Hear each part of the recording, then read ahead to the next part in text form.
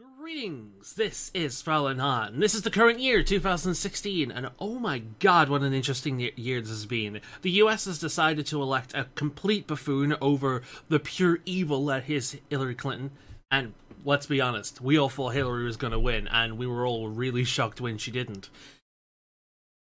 Good choice, America. Seriously, you decided to elect the buffoon over pure evil. Bad choice, really, but it was the best one you could go with. It was also the year that claimed the life of many a celebrity, and the feminist social justice warrior plague, it keeps on growing.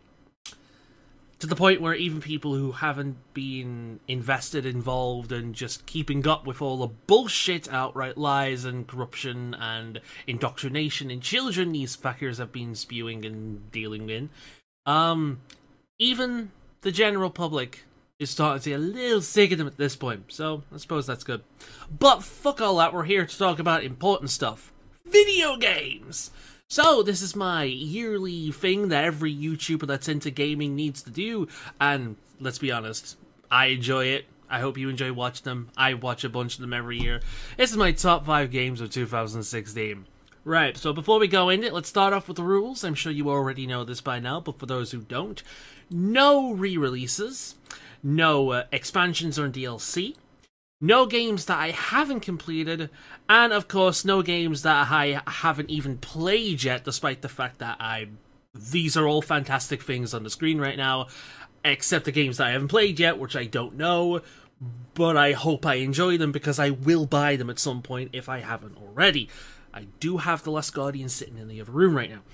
So, with that said, let's get on with the list. In 5th place, we have Bravely Second. Bravely Default was a game that I played after the year it came out. It was one of those games where if I had played it that year, it would have been on the top 5 list. Bravely Default was, in my opinion, and is, in my opinion, the best Final Fantasy game to exist in years. I go as far as to say it is the best Final Fantasy game. Sorry, 7. I give it to Bravely Default. Bravely Second is more of the same. It's a direct sequel. A little bit of improvements, a little bit of design decisions I'm not entirely with. Some new characters, some old characters. Basically more of the same you love. Amazing music, fantastic battle system, lovely addictive job system, and just a lot of fun. So much fun. And without the extreme kind of repeat this bullshit repeatedly over and over and over again bullshit that Bravely Default did. It still has a bit of it though, but not to that level. Bravely Second is a fantastic JRPG, and yeah, it's like the first one. I don't think it's as good as the first, but like the first one, it is one of the best Final Fantasy games to ever. It's not an official Final Fantasy game, but it's a Final Fantasy game. You use Phoenix Downs and shit like that. The only thing that stops it from being a Final Fantasy game is it doesn't have chocobos. But it is a absolutely fantastic game, and yeah, man, if you haven't played these and you own a 3DS, you owe yourself to try out the Bravely games. They are amazing.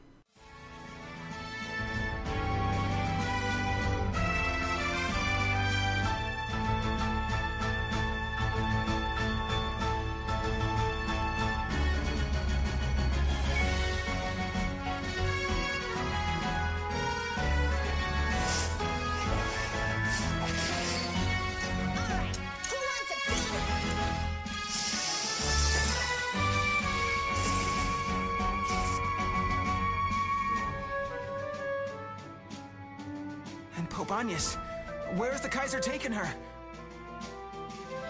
The Skyhold, or so we've taken to calling it. Look, it's the Skyhold.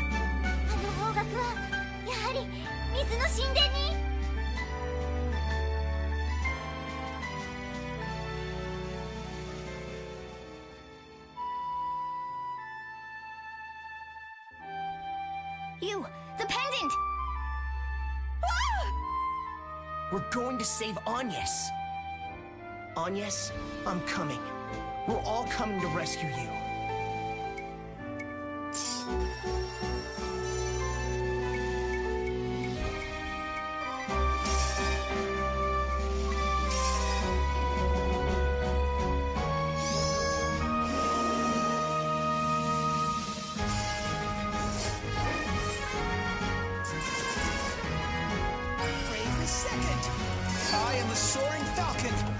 For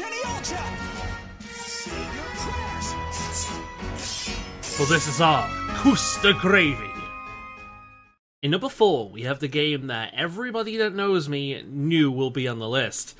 Monster Hunter Generations. As I've said many times before during these, I'm a huge Monster Hunter fan. This is my favorite franchise of games. I've loved absolutely every single one of them that I've played. Monster Hunter Generations is the game that is gonna shout out to those of us that has been playing these games since the start. The very first one on the PlayStation 2, the original Monster Hunter. You go back into the various major villages from the different generations, including the very, very first village. And oh my god, going there and hearing a revamped version of the music from the very first game, huge nostalgia boner right there.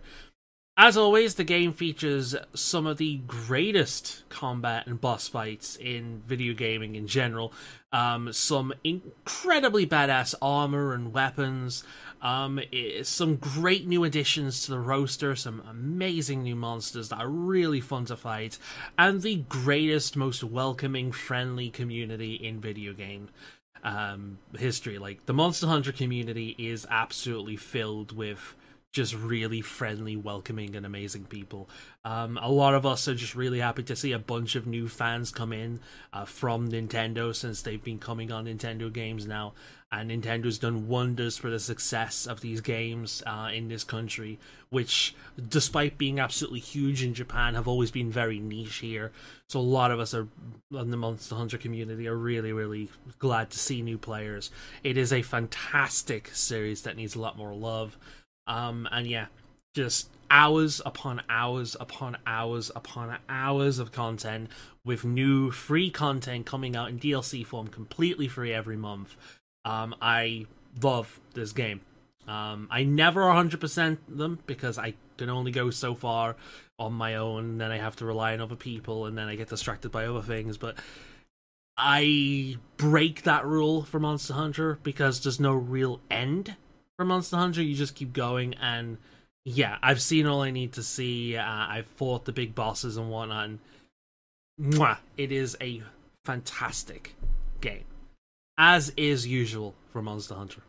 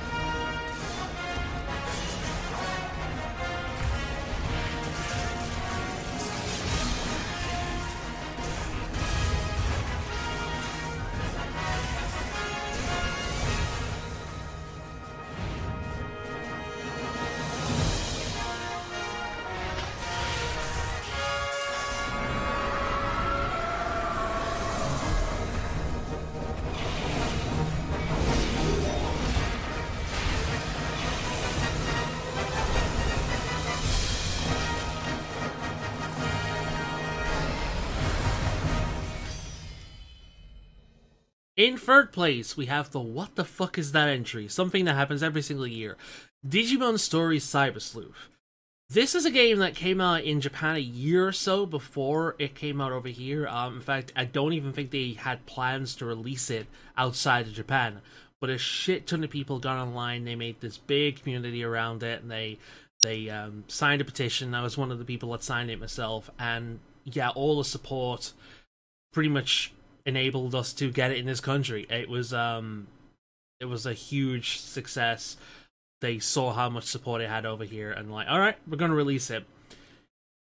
To put things into perspective, in the UK, the last Digimon game I believe we had was either on the PlayStation 1 with one of the Digimon World games or the Digimon fighting game, or it was a Digimon fighting game on the Game Boy Advance. That was the last Digimon game we had, to my knowledge. So to go from that onto the PlayStation 4 with a Digimon game that feels a lot like Persona is a huge jump forward. It's a fantastic game. It well and truly is. Like, this is one of the most memorable memorable games I've played all year. The music is incredible. The story is... It's more child-friendly than Persona, but it has a similar feeling to Persona. Like, Digimon Cyber Sleuth has a very Persona feeling to it. I think that's one of the reasons I really freaking loved it. It's Persona, but instead of summoning creatures from, like, mythology, folklore, religion, blah, blah, blah, blah, you're summoning creatures from Digimon. It's very similar in that regard. It feels very similar to Persona, and it's Digimon. It's really cool story, really cool characters, very funny moments, great combat system, which at this point I've noticed that at making this, there's actually a few games on this list that are turn-based combat. Can you tell I'm into RPGs and turn-based combat? But nah, the game is fantastic. It's Digimon, man, and it's really cool playing a Digimon game after all these years. Especially when you've had a small hand in actually getting it to release over in this country. So yeah, Digimon Story Cyber Sleuth. If you're into Persona, if you're into turn-based RPGs, give it a go. It's really good, and the music in it is incredible.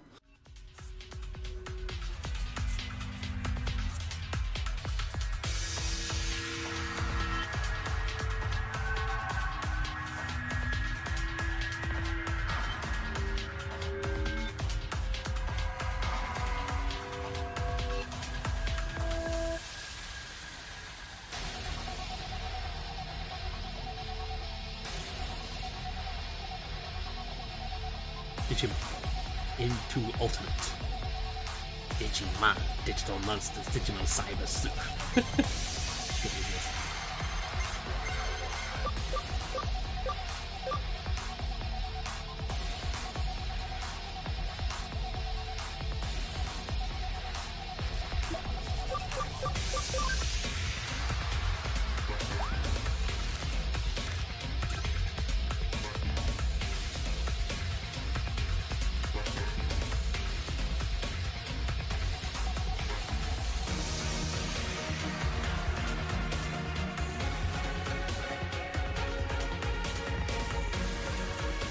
Battle music right here.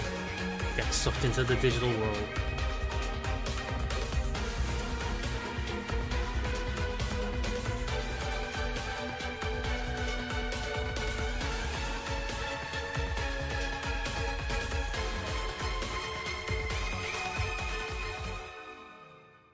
And in second place, as glad as I am to see Digimon back in the West, I've got to give it to Pokemon Sun and Moon. It has taken them, what, like 7 generations to swap up the formula a little bit? And the big thing with X and Y was the 3D sprites. In Sun and Moon, they've got used to that now, they've got comfortable with it, and they're actually deciding to change a few things. Admittedly, overall, Pokemon Sun and Moon is the same basic Pokemon game you know and love. If you've played Pokemon before, you know what to expect. There are a few differences this time around, and it's refreshing. It really is refreshing. Instead of doing gyms, you do trials.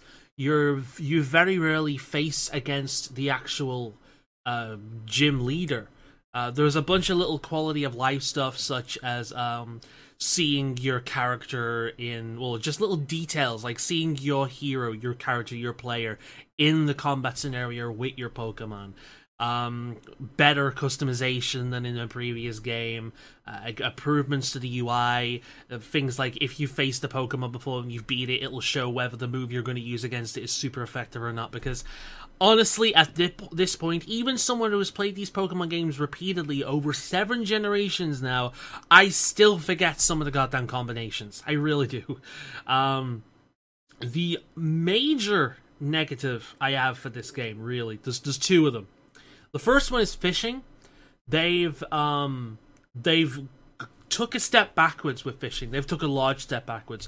You can only fish in certain designated areas. These little bubbly kind of areas. And you can only catch... There is a 1% catch rate, or 1% encounter rate, in 90% or 80% maybe of the water-type Pokemon in the game. You're gonna get Magikarps most of the time, almost all the time. The only way to fish out the rare Pokemon is it'll go from like a 1% encounter rate to a 50 to 20 to 10% encounter rate. Which means you have to fish in these bubbly areas for this. Like these extra bubbly areas. And you can only fish there once. You might get just a random item. So you have to run out the area and run back in and fish. Don't get it. Run out the area and run back in and fish. Don't get it. And it's really aggravating if you're trying to fill your Pokedex. They've took a real big step back. Another big step back they've taken is with the Pokemon online connectivity thing. The Festival Plaza sucks. It is a massive grind fest that's really boring and really obtuse and overly complicated despite being really simple. They had it perfect with X and Y. The X and Y's really ease of use connectivity was perfect. They've taken a huge step back. However, they're the biggest moments I have out of the way. They've taken the X and Y approach with this game by having a smaller amount of a new Pokemon than ever before, but the Pokemon they have introduced are mostly really good. There's not a single one that I have encountered that I don't actually like. Whether I'd use them or not is a different matter, but I like pretty much every one of them. Even the stupid ones that I think are really stupid, like Big Puffy Face, Alolan Persian, Big Long Neck Exeggutor. They're so stupid, I kind of like them. We've got a Sandcastle Ghost Pokemon now, which is retarded, but it's so retarded I kind of like it. And it is actually kind of based on Hawaiian myth, believe it or not, about not taking sand away from Hawaii, otherwise you will be cursed. The biggest overall improvement to the game, though, there's two of them for me. Again, two. The first one are the character models. I don't hate chibi looks, but it's nice to have proper proportions on the overworld. The second one is character development. We actually have character development in a Pokemon game. We haven't had that since Black and White. And I don't think we've had it at all beyond Black and White. Maybe a little bit in Generation 4, but I found 4 really boring in general. But we have actual proper character development. We meet characters that actually change. And as you go through the game, the Elite Four in this game actually means something to you. They're not just some 4 random people you fight against. They actually mean something to you. When you become the champion, you can defend your title. And every single time you defend your title, you'll face up against a different NPC. Which is really a really nice touch. It makes sense, because you're the champion now. You will have to defend your title. The evil team, Team Skull, are a bunch of chavs. Nobody takes them seriously, and they are, honestly, they're my favorite team. They are so much better than Team Fleur, which were the weakest evil team Pokemon's ever had, in my opinion. But Team Skull are just laughably hilarious. They're a lot of fun just to read the text on them. And they're just, they are such a fun team. They are basically a silly version of Team Rocket. Team Rocket was super serious. In the games, they were a threat.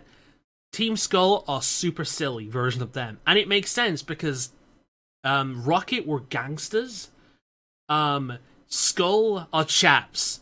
You know, from gangsters to yo gangsters. There's one of them you take seriously are dangerous. The other one are fucking idiots. And I love Team Skull because of this. It's as someone who's grew up around people like this a lot, it hits me right in the right place, you know? I absolutely adore Team Skull. I love many of the new Pokemon, and it's just a really good, well-written Pokemon game. The only gripes I really have with it is the fishing changes and the online to connectivity, which has been a huge back. Again, I said this with X and Y, but more so with this. If you have not played Pokemon a long-ass time, this is a great place to jump in. If you are a Pokemon fan, then you're already playing it, or you've beat it by now. So, yeah, Pokemon. It's great. Play it.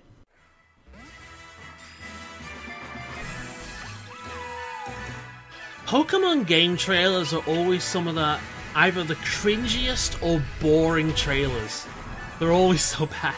The game itself is great though.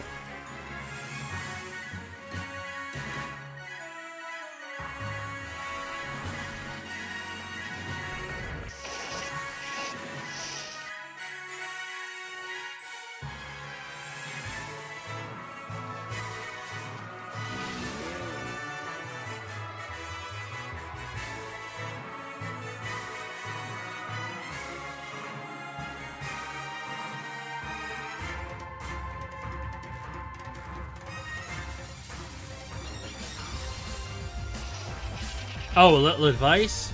Don't have anything on your team that's weak to Dark. Especially Bite and Crunch.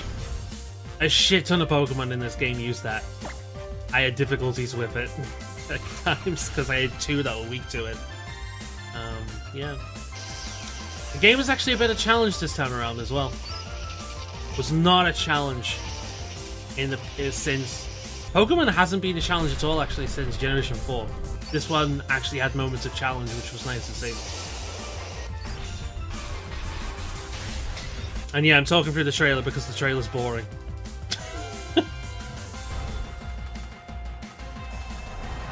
You can battle and trade in Pokemon? No.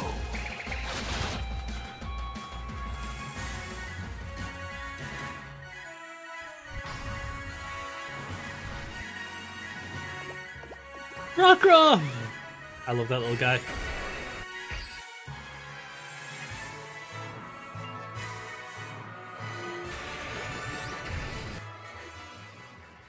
And in number 1, the game that has claimed my Game of the Year 2016. A game that has claimed this place as number 1 pretty much for half the year and has not moved. Overwatch. Now, let me put this in perspective, you guys. I don't like multiplayer-only shooters.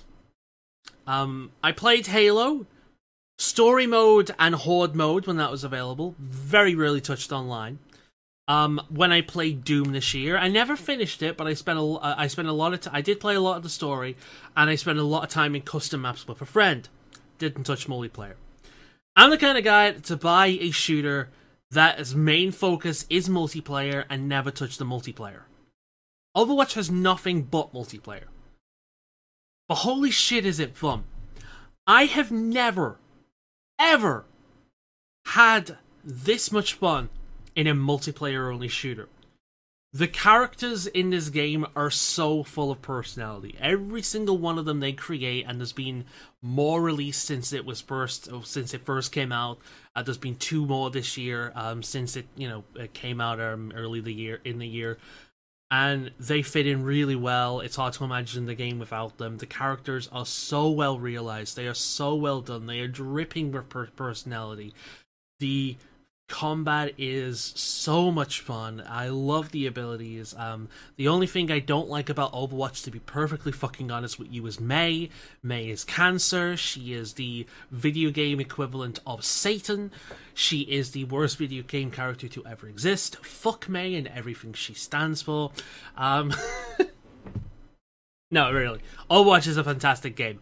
It is a multiplayer shooter that I'm actually having fun with, and I continue to have fun with. It's a game I own on 2 systems. Same year it came out, play it on PC, play it on the PlayStation 4. It's good on both.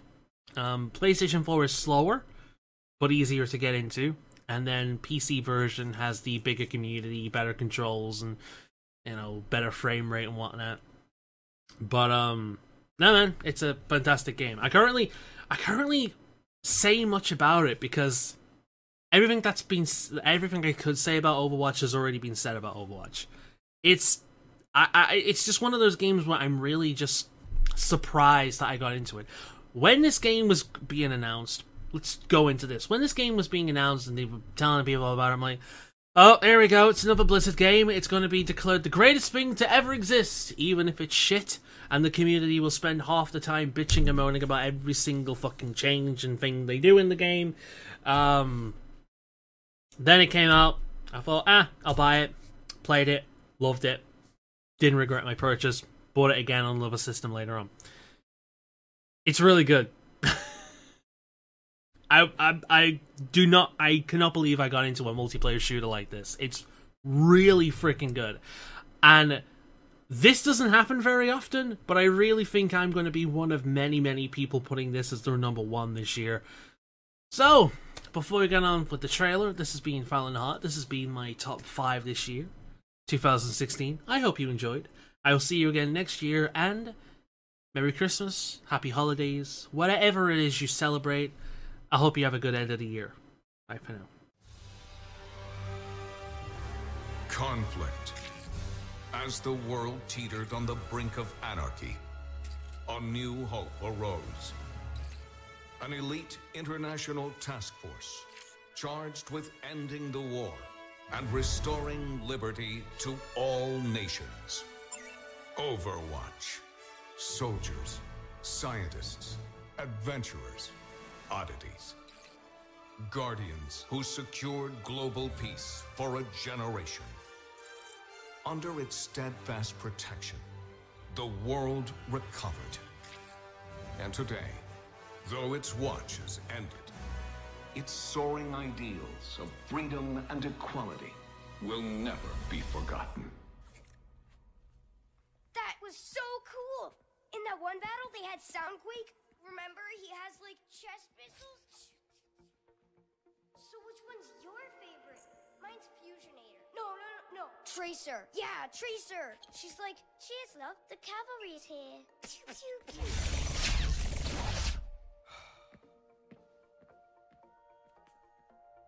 Whoa.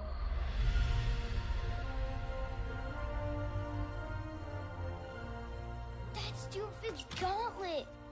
Oh man, they said he could level a skyscraper.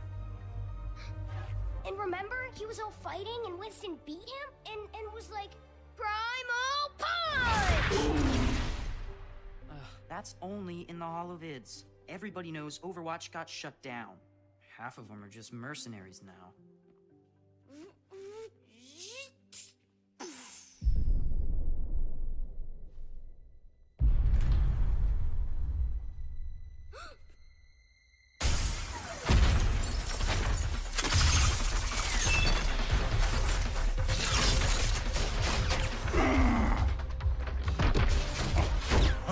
Enjoying the exhibit? All right, playtime's over. Get to cover. Come on, move it!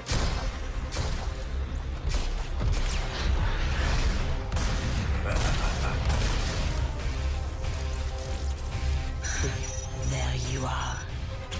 Psst, what are you looking at?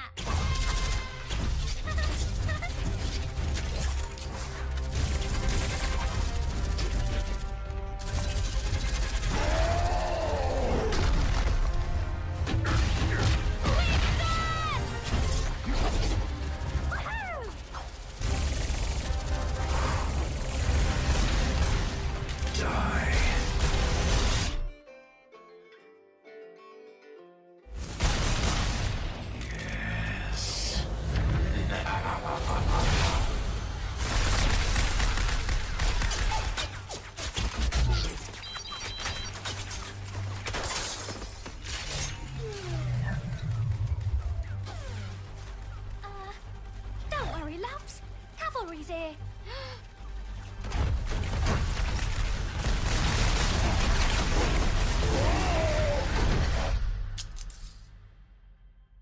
Come on, big guy. Get up.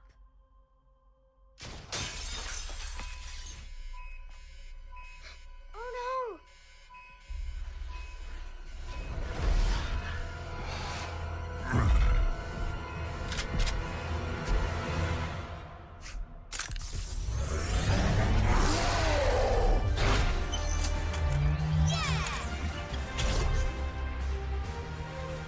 Stay here.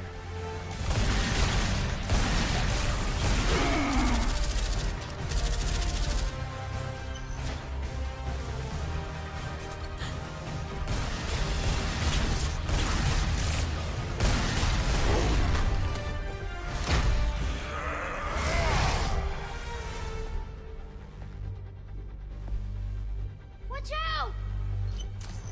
Hey!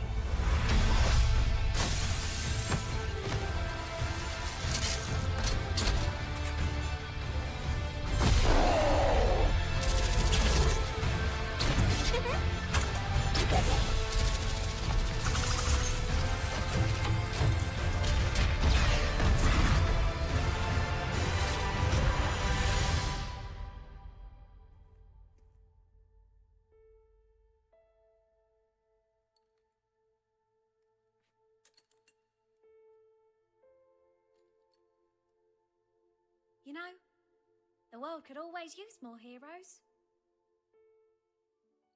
Merry Wintervale, everyone.